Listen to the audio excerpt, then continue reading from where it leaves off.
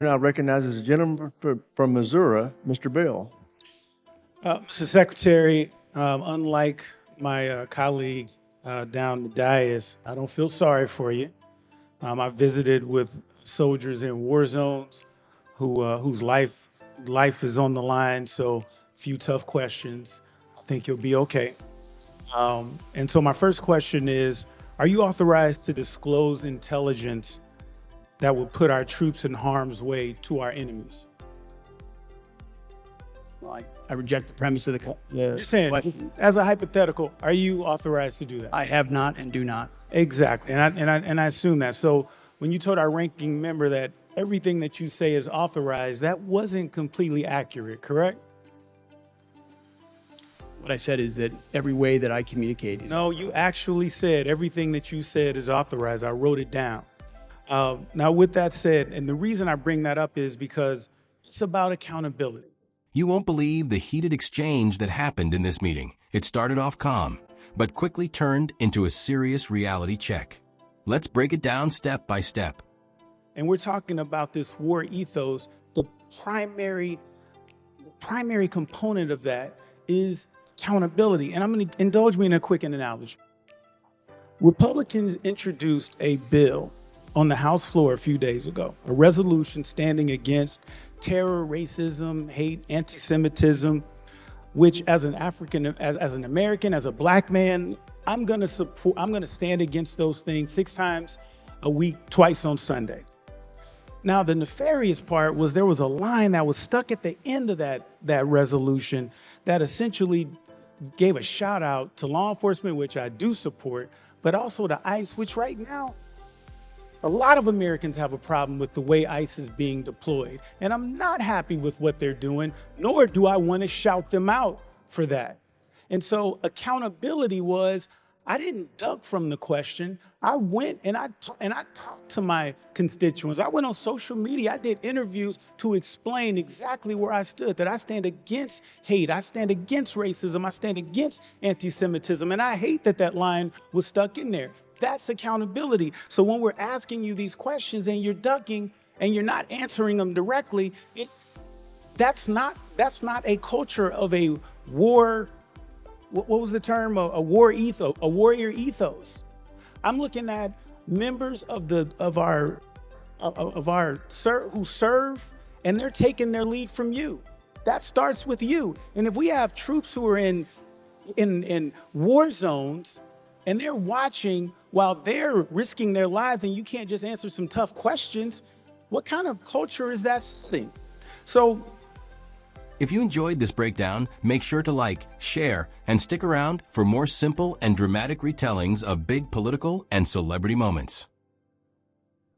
as a prosecutor, when I think about what's happening in California and around the country with ICE, it's not only dangerous and unconstitutional, but it raises serious public safety concerns because we have people with masks that are going around saying that they're ICE, and we've had reports of that, saying that they're ICE and committing crimes. And that's a big problem. But it gets me back to the point of the accountability piece. So, for example, do you believe quality military housing is important? Yes or no? And just keep your mic on for time because I don't only have a minute left. Our budget commits to robust military housing and barracks. Do you believe military children deserve a strong education? Our budget funds strong education, and we hope more educational choices for military. Love it. Is it a priority to provide real, reliable care to our veterans? Of course. So, Mr. Secretary, we have a problem here because your answers don't match your budget priorities. You said your mission is to restore this warrior ethos and that threats we face are serious, but so must our investments.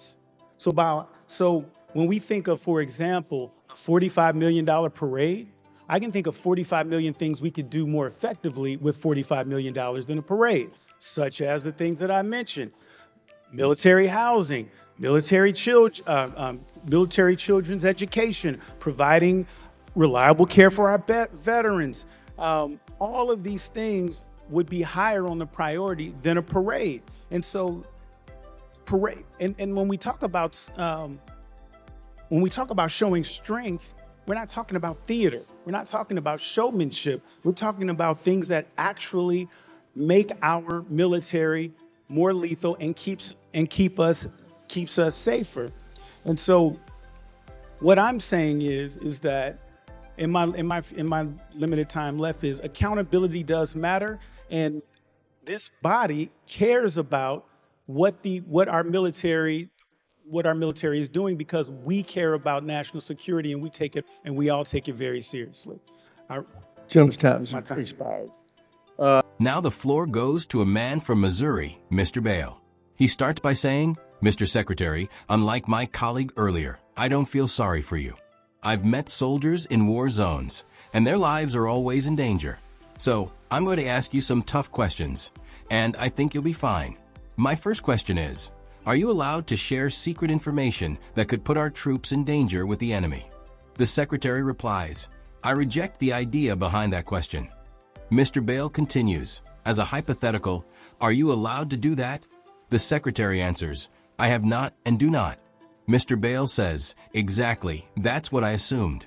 So, when you told our ranking member that everything you say is authorized, that wasn't completely true, right? The Secretary tries to explain, "What I said is that every way that I communicate is..." Mr. Bale cuts in, "No, you actually said everything you said is authorized. I wrote it down. And the reason I bring this up is because it's about accountability. We're talking about this warrior ethos, and the main part of that is accountability. Let me give you a quick example." He explains that a few days ago, Republicans introduced a resolution in the House. It stood against terror, racism, hate, and anti-Semitism. As an American and as a black man, he says he will always support standing against hate, racism, and anti-Semitism 6 times a week and twice on Sunday. But then, something sneaky happened. At the end of that resolution, they added a line praising law enforcement, which he supports, but also praising ICE. And right now, many Americans have a problem with how ICE is working. He is not happy with their actions and doesn't want to praise them for it. So, he didn't run away from the issue. He talked to his voters, went on social media, and did interviews to explain exactly where he stood. He explained that he stands against hate, racism, and anti-Semitism, but he didn't like that line. That's accountability. He then looks at the Secretary and says, "When we ask you questions and you avoid giving straight answers, that's not showing the warrior ethos. I'm looking at members of our armed services. They follow your lead. It starts with you. If our troops are out there risking their lives and watching this, and you can't even answer tough questions, what kind of example are you setting?" He continues by talking as a prosecutor. He explains that what ICE is doing in California and across the country is dangerous, unconstitutional, and a serious public safety risk. People are wearing masks, pretending to be ICE, and committing crimes, and that's a huge problem. Then he goes back to the point of accountability. He asks, "Do you believe quality military housing is important? Yes or no? And keep your mic on, because I don't have much time."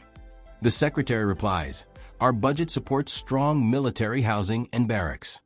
He asks, "Do you think military children deserve a strong education?"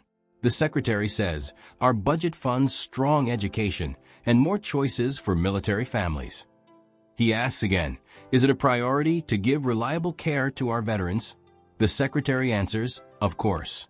Mr. Bale then says, "Mr. Secretary, here's the problem. Your answers don't match your budget.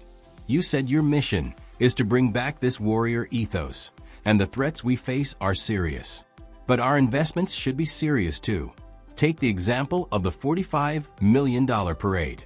I can think of $45 million better ways to spend that money on military housing, education for military children, or reliable care for veterans.